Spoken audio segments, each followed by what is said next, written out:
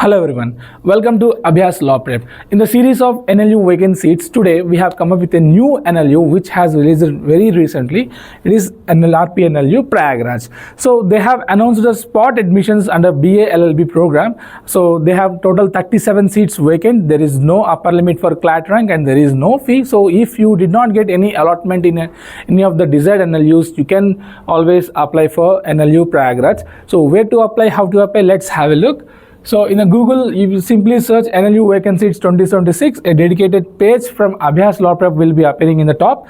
So click on this link. A dedicated page will be opening and check vacant seats. So here's a list of NLUs which is releasing recently. So we'll be updating on a regular basis.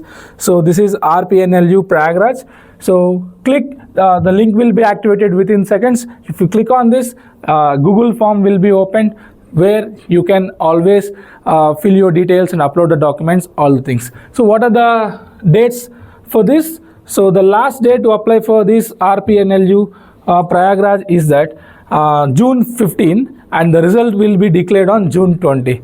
So please, as there is no application fee and there is no deadline for there is no upper limit for CLAT ranks.